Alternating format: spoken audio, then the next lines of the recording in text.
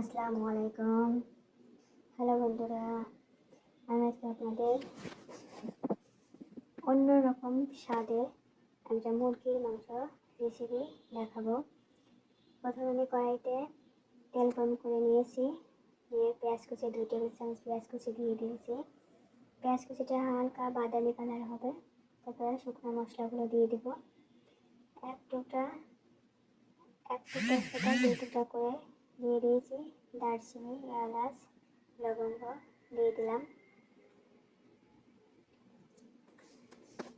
মশলা ভালো করে ভেজে নিতে হবে, হালকা বাদামি কালার করে নিতে হবে। এখন আমি 1 চা চামচ জিরা বাটা, 1 চা চামচ আদা বাটা, 1 চা চামচ পেঁয়াজ বাটা, 1 চা চামচ রসুন বাটা দিয়ে দিলাম। দিয়ে ভালো করে মশলাটা একটু কষাই নেব।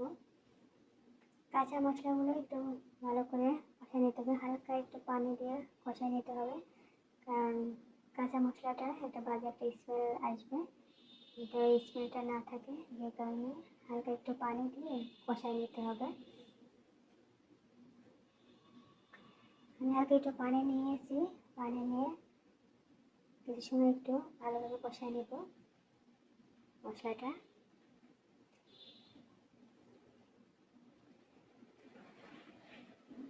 আপনারা চাইলে মশলাটা পানি না দিয়ে এমনিতেই কষাতে পারেন, আবার পানি দিয়েও কষাতে পারেন। তবে পানি দিয়ে কষালে বাজে স্মেলটা একটু থাকবে না। 1/2 চা চামচ হলুদ গুঁড়া নিয়ে নিলাম, স্বাদ মতো লবণ, 2 টেবিল চামচ মরিচের গুঁড়া। মশলাটা ভালো করে এখন কষিয়ে নেব। মশলাটা থেকে যখন তেলটা বের হয়ে আসবে তখন ভাববেন মশলাটা কষানো হয়ে গেছে। আর যে কোনো তরকারিতে আপনি মশলাটা যত ভালোভাবে কষাতে পারবেন ততই আপনার তরকারিটা টেস্ট দ্বিগুণ হবে। আমার মশলাটা কষানো হয়ে গেছে, আমি এখন মাংসটা দিয়ে দিব। মাংসটা দিয়ে একটু নাড়াচাড়া করে নেব। ওই মশলাটা থেকে যখন তেলটা বের হয়ে আসবে তখন ভাববেন আপনার মশলাটা কষানো হয়ে গেছে। আমি মাংসটা দিয়ে ভালো করে একটু নাড়াচাড়া করে নেব, যে মশলাটা মাংসের গায়ে লেগে যায়।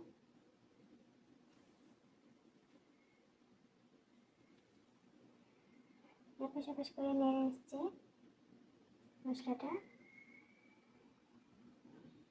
আমি আগে থেকেই একটা আলু কেটে রেখেছিলাম, সেই আলুটা এখন আমি দিয়ে দিব।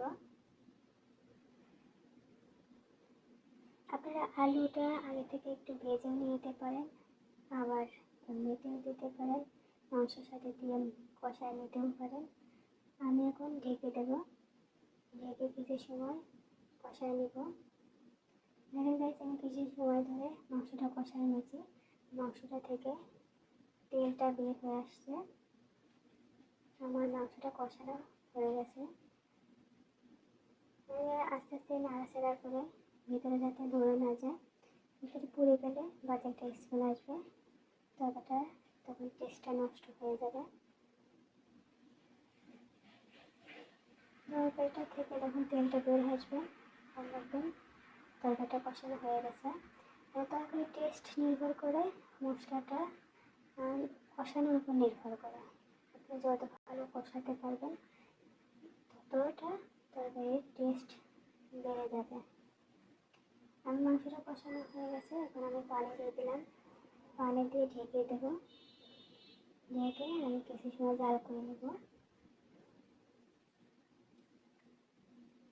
আপনাদের তরকারিতে যদি লবণ বেশি হয় তাহলে একটা আলু কেটে দিয়ে হালকা সিদ্ধ করে নেবেন তরকারির ভিতরে, তাহলে তরকারিতে লবণ অনেকটা কমে আসবে।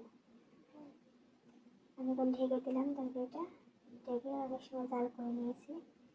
তারপর দেখেন গাইস, আমার তরকারিটা প্রায় হয়ে গেছে।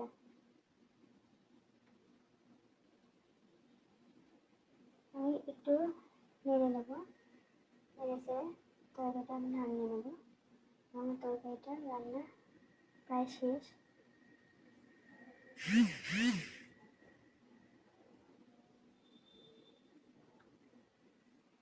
আমার এই চ্যানেলগুলো যদি আপনাদের ভালো লেগে থাকে, আমার রেসিপিগুলো যদি আপনাদের ভালো লেগে থাকে, তাহলে রিকোয়েস্ট করবো পুরো লাইক কমেন্ট শেয়ার করে দেওয়ার জন্য। দেখেন গাইস, আমার তরকারিটা কি লোভনীয় মনে হচ্ছে। আপনারা চাইলে আমার রেসিপিগুলো ফলো করতে পারেন।